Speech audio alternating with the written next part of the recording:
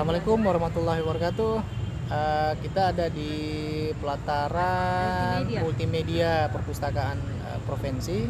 Kita lagi coba gali buku Rich Dad Poor Dad nih, dengan our sister nih yang paling unik, Sister Fatia, dan ada juga partisipan nih kebetulan ya. Siapa namanya tadi belum kenalan? Erni, Sister Erni. Ya, oke ya. Jadi itu tadi nih, semoga lancar hari ini insyaallah. Amin. Sering lepas nih, bincang waktu. Baik, assalamualaikum warahmatullahi wabarakatuh. Ini salam yang kedua, tadi sudah satu kali. Kedua salam lagi, kedua ini. Waalaikumsalam warahmatullahi wabarakatuh. Sebenarnya cukup dengan satu salam. Nah, cuman biasa kelepasan karena kebiasaan. Jadinya salamnya jadi dua kali. Ini kalau keseringan buat ngevlog video. Iya. Jadinya dan kenapa saya salam. Gatal mau ambil pulpen. Iya. Nah, ini jadi kita coba bahas ini Rich Dad Poor Dad. Ya. Ini sebenarnya buku lama sih. Ini buku berapa lama. itu? Ini tahun Berapa kita beli itu? Semenjak saya kuliah 2003. Makanya ini dulu memang yang jadi, saya bilang dulu jadi jadi mentorku.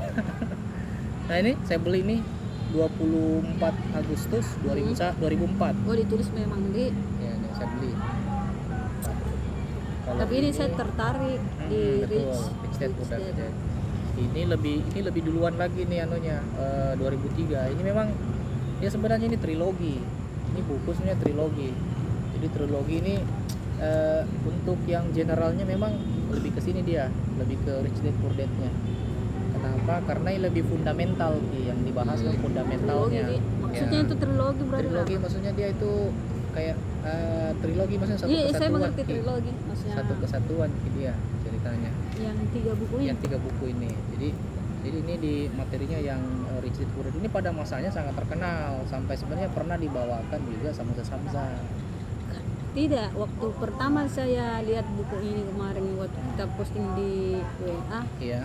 Langsung ada kayak apa itu? Tersirat bilang tertarik. Apa?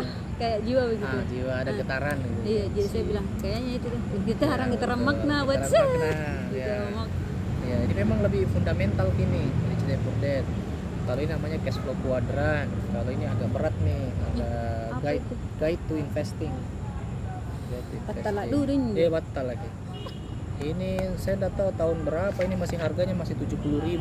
Mungkin sekarang nggak 70.000 lah. Kira-kira berapa nih kalau begini harga? Kayaknya 150 ribuan. Iya, ini sudah masih 70.000. Pada waktunya masih 70.000. Kalau ini saya tidak tahu harga. Saya masih tinggal di Sukaria dulu. Masih nomor teleponnya 0411505993. Oh, pernah tinggal di Sukaria? Iya, saya pernah tinggal di Sukaria.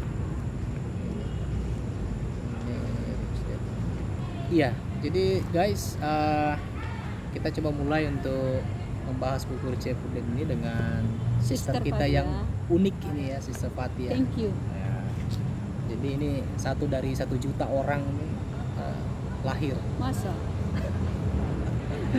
Iyalah, bukan gombal loh, itu kebenaran. Nah, jadi ini bagusnya nih yang kita akan bawakan ini adalah karena jadi apapun background Anda, sebenarnya apapun basis keilmuan Anda, sebenarnya karena kita masih hidup di dunia ini, jadi mau tidak mau kita harus mempelajari buku ini. Nah, jadi ini berbicara tentang finansial dalam kehidupan. Jadi fokus ke situ deh. Ya, ke aspek finansial.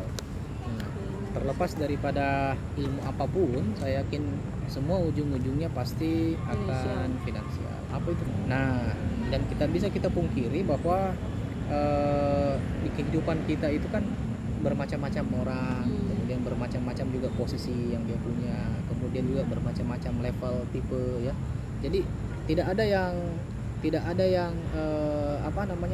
yang tidak punya manfaat, pasti semua bermanfaat dengan perannya masing-masing. Nah, tetapi dalam hal ini kan kita memilih, kita ini dalam dunia ini misalnya kita perannya apa ya. Jadi ini kita angkat ini ilmu muamalahnya.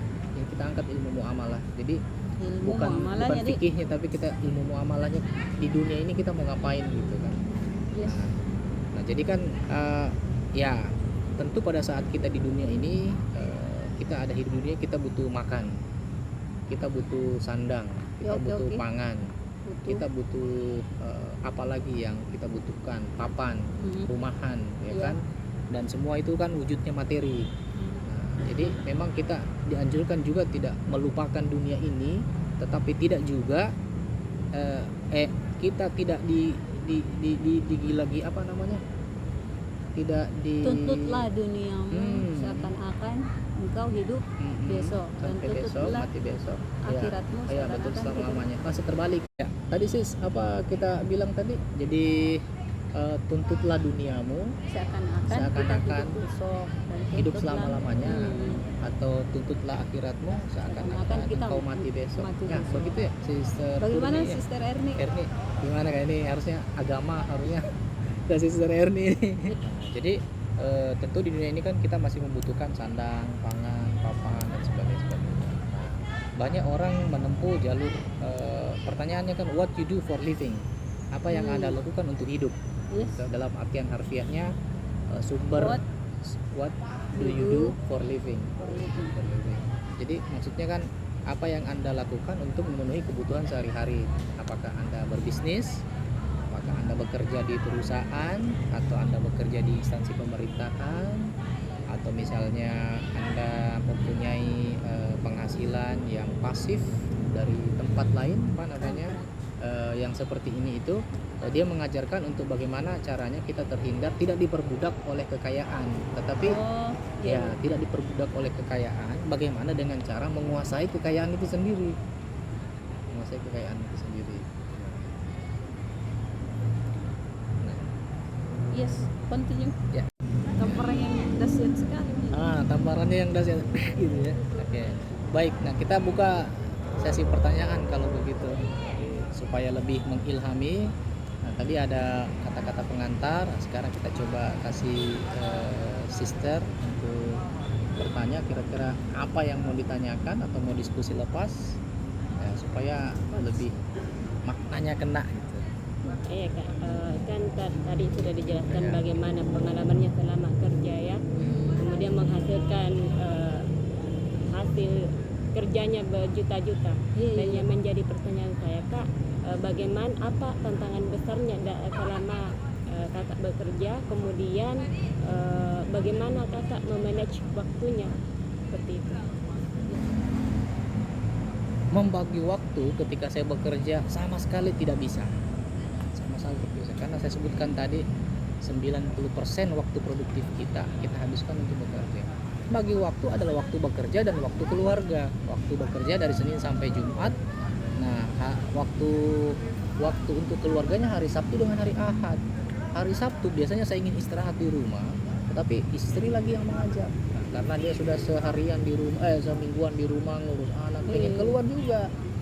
Nah, akhirnya kita keluar seharian, quality time-nya di situ, tapi tidak quality time untuk saya.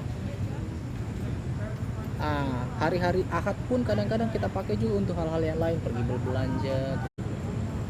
Oke, silakan sis. Bagaimana dengan kalau kita menjadi seorang guru, profesi menjadi guru, dia masuk di mana? Employee, self-employee atau apa? Oke, jadi ketika kita menjadi seorang guru, berarti guru. kita harus berada di dua perspektif ya. Perspektif sosial atau kita di perspektif finansial. Oke. Ya, karena kan kita harus tahu nih di mana kita berbicara. Sosial dengan finansial. Kalau dia di perspektif finansial, maka dia statusnya adalah self employee. Self employee adalah dia mempekerjakan dirinya sendiri untuk yang non pemerintah. Nah, non pemerintah kan kalau dia tidak mengajar, dia tidak dapat uang. Tapi kalau di pegawai negeri ya dia mengajar tidak mengajar tetap digaji. Itu finansial itu. Kalau di dari sisi sosial ya, seorang guru adalah dedikasi. Ketika Anda memutuskan untuk menjadi seorang guru, Anda harus berdedikasi kepada murid Anda dari pagi sampai sore. Dari sore dia memang kan bebas nih. Boleh. Boleh. Tidak Tetapi ada jaminan tidak dia bakalan lepas. Paling tidak ada rekanannya yang menghubunginya pada saat jam kerja. Halo, di mana? Halo, di mana? Bisa ketemu sebentar? Tunggu dulu, saya masih terikat akad waktu ini. Atau misalnya kadang-kadang pekerjaannya masuk juga menjadi pekerjaan perusahaannya. Nah ini kan secara tidak langsung diselipkan. diselipkan, minimal secara tidak langsung korupsi waktu. Bukankah itu korupsi sama dengan mencuri juga? Minimal. Pertanyaanku selanjutnya, brother, Ya, ini agak sensitif sih. Misalnya ini kan bicara finansial, uang dan seterusnya. Bagaimana kalau dikaitkan dengan kapitalisme? kapitalis. Ya, jadi kalau misalnya dikaitkan dengan kapitalis, uang terus, finansial terus, uang terus. Tapi di sisi lain saya berpikir, kenapa kita mengkambing hitamkan kapitalisme? Bukannya kita butuh finansial, kita mau memenuhi kebutuhan pokok. Karena kan salah satu kebutuhan pokok adalah makan, minum dan seterusnya. Mungkin juga jalan-jalan. Tapi kadang-kadang orang bercerita, terlalu ini memang kalau paham kapitalisme. Nah ini bagaimana ini? Ya. Thank you. Ini jadi PR ya. Jadi yang mau tahu jawabannya nanti datang sendiri dan bertanya ya. Oke.